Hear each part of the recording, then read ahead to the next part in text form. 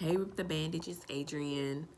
I just wanted to make a quick video and talk about self-love. We only have one day left with our topic on self-love, and we stayed true to it for the entire month of February.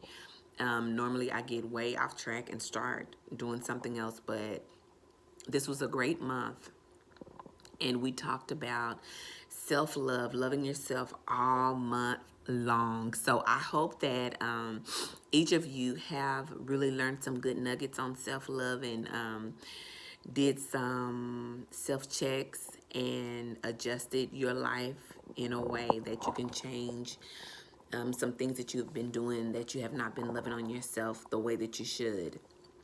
I have done some adjusting even myself. I found a lot of things and read a lot of things that I really loved. And in this yesterday, I was thinking about even with just my smile, about last year I started this. I don't know.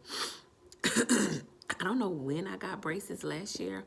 I have Invisalign, but so my bottom teeth are completely done and my top teeth are still in progress, but my top row. But they look really good, and I always wanted to change my smile. I never liked my smile, but I never did anything about it. And so, excuse me. So, I like to say it took a lifetime to change something that only took 9 months. I could have had it done, but it changed my perspective, on just getting things accomplished. Like, I'll say this, a lot of times we spend a lot of time focusing on the problem, that we don't spend that same amount of time focusing on the solution. So it took a lifetime of me laughing like this, or trying to cover up my mouth, or trying to talk without showing my teeth, because I was not proud of my teeth, and it was something that I really hated. And I spent a lifetime, 42 years, talking about a problem. I'll say 40 years with the problem. And it took 9 months once I came up with a solution for it to get fixed. So in loving yourself, when you see something about you that needs to change, don't focus on the problem. Focus on the solution, whatever it is. If it's something you can change it. And if it's not something that you can change, learn how to love you through it. Learn how to love what the issue is. Like, I think I have a lot of health issues, and it's been a problem for a while, but like I really had to focus in on like a solution. Like, what can I do to make my quality of life better? Like, either I'm gonna focus on being sick, or I'm gonna spend the time of my life that I have focusing on the things that I can do to make life for myself and life for others better. And that's just loving me, flaws and all, is what we have to do. And that's what you have to do. You have to love yourself, flaws and all, because at the end of the day, none of us are perfect. And a lot of times we're searching for perfection in others and in ourselves. And when we don't reach perfection, then there's a love loss. So that's something that something to really think about. Can you love yourself through your flaws? And if there's something that you can do to change your flaws, do you love yourself enough to change your flaws? Like, really, that's something to think about. Do you love yourself enough to change your flaws? Like, to do something about it, to give enough to change it, like whatever it is. Do you love yourself enough to change it, to focus on the solution and not the problem once you see what your problem is? Or do you love yourself enough to change it?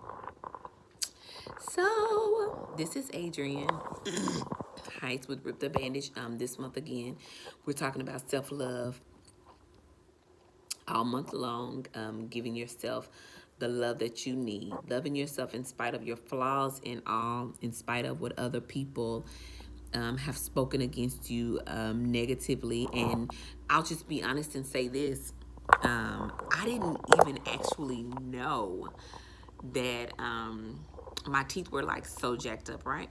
And then one day I was outside, and this was like fourth grade, fifth grade. I want to say, no, I want to say like sixth or seventh grade. And some guys were outside, and they were like, I mean, she's cute until she smiles. And I just assumed like they were talking about me. They were like grown or older guys. And I was like, oh my God. And that was the moment that I went and looked at myself to see, and I'm like, oh my God, my teeth are horrible. And from that age forward, I kid you not, this was how I laughed like that, or tried to talk, without people seeing it. And it was an issue to me. But it was an issue that stopped me from 100% loving myself, loving my smile, loving the person that I was. It changed the course of my thoughts, and it was somebody else's opinion of me. When my mom would always say, when I smile, show your smile. You've got a beautiful smile. You got dimples. Like, why aren't you smiling? And I'm like, But, and so that one thing negative that I heard somebody say made me see myself negative. Okay, so with that being said, we can't allow other people's negative opinions of us to change how we view ourselves. We can't do that because it changed everything for me. But it was a problem that I had a solution to. But get this, I was too afraid to get braces. Like, it was going to hurt too bad. I don't know what happened in me last year. I'll just say, like, my whole journey on healing and doing things afraid. I made up my mind that I would just, do it afraid. Like, I wanted to get braces and I was scared. And I was like, you know what? I'll do it afraid. I'll just do it. And I did. And God gave me the strength and the courage to do it. And it wasn't even as bad as I thought. Yes, they can be, braces can be painful. But it was nothing like I thought. And even in the process of me going through the process, you would think it's already done because I smile like everything's already closed up completely, and it's not. But it's just that I've come to the realization that I am not what other people say about me, and another person's opinion of me does not define me. But it took me 43 years to realize that, and I hope and I pray that it doesn't take you that long to realize that you are not someone else's opinion of you. And whether somebody accepts or thinks you're beautiful or loves your smile or whatever the hoopla is, whatever it is, can you love yourself past what another person's opinion is? And I could not for a long time. My teeth aren't my only flaw, but it was something major because it was like in your face, to me anyway. But at the end of the day, that didn't change me from being beautiful. I'm like married for the second time. Like, I've got a second husband, and I married my second husband with the same teeth that I married my first husband with. Okay, I'm goofy. I'm sorry. So what I'm trying to say is that didn't matter anyway, and it didn't change who I was physically, mentally, emotionally. I was still a great person. I was still gorgeous, That didn't have anything to do with anything. It was just a negative perception from someone else changed my perception of me. So, we can't let nobody do that to us.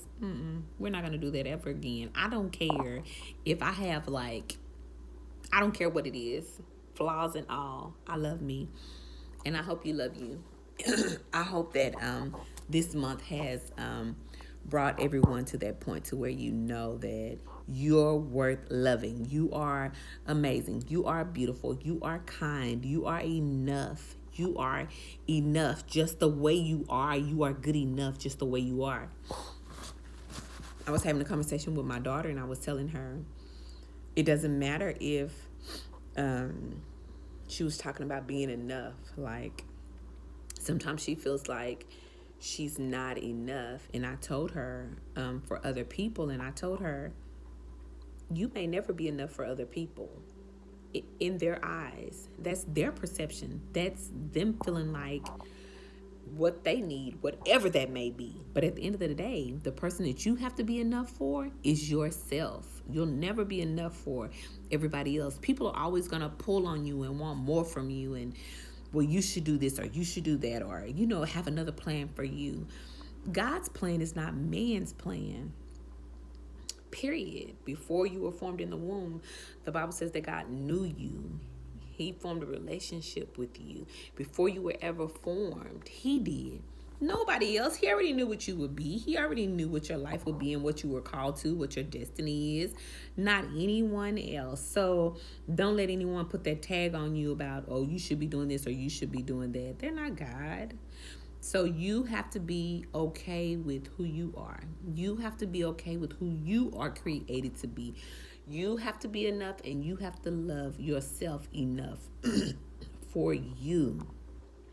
And don't get caught up in what everyone else needs. That's on them to worry about what they need to fulfill their needs. It's on you to take care of you. And that's like the most important thing to me. And that's what I'm trying to teach my daughter. You have to love yourself, and you have to be enough for you first. You, me, I, you. You have to be enough for yourself first before you go trying to please everybody else and make everybody else's dreams and wishes come true to what they feel like they need in you. No, they have to fulfill their own needs in themselves, and you have to be enough for you. Because people will always pull your strings or pull your coattail and try to make you be something else or live up to a dream that they have in their heads. And no, that's not what God wants for us. But anywho, I love you. This is Adrian from Rip the Bandage. We're talking about self-love, and I hope this video blesses someone. Bye.